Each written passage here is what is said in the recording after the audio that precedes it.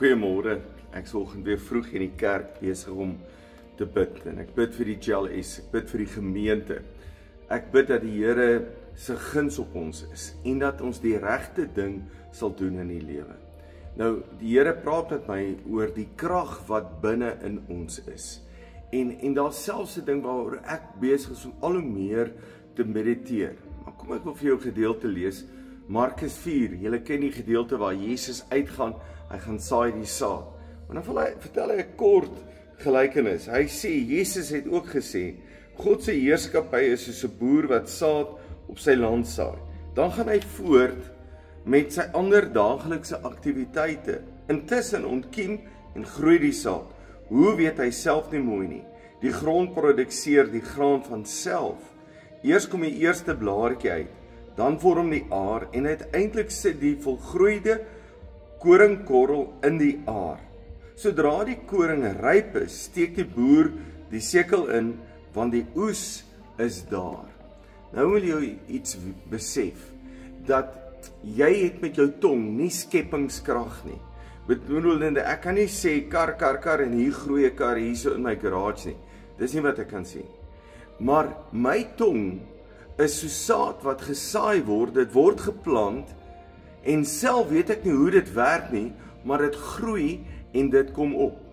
So, jy moet verstaan dat wat jy ook al sê, jy die vrug daarvan gaan eet. Ek weet nie hoe dit werk nie, maar 'n tyd daarna gaan jy die vrug daarvan eet. Dis wat Spreuke ook sê.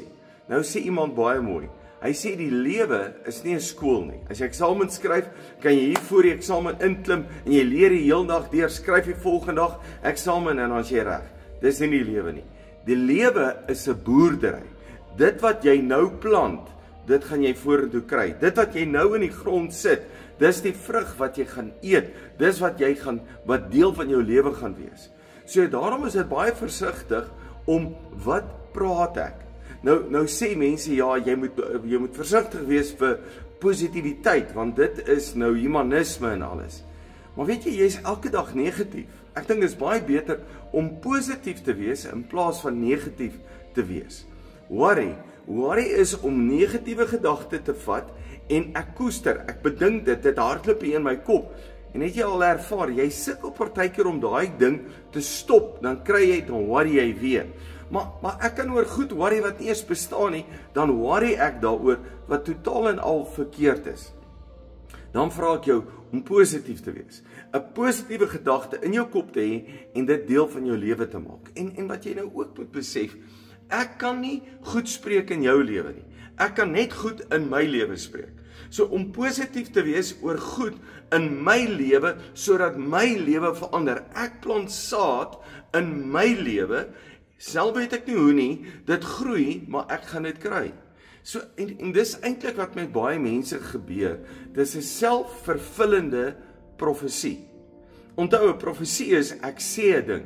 Nou sê hulle 'n ding oor hulle lewe, en dan kom dit in vervulling. 'n Goeie voorbeeld is Job.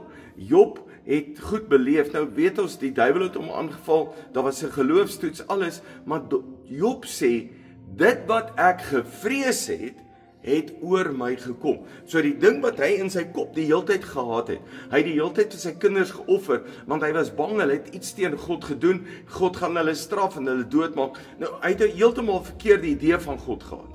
Maar dit wat hy gevrees het, die profesie, die saad wat hy in die grond gesit het in vervulling gekom.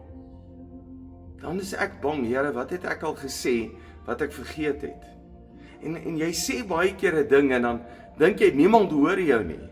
Maar dis hierdie sê binne in jou kop, wat jy oor en oor sê. Wat jy met jouself praat, wat jy saad in die grond sit, en dit gaan opkom.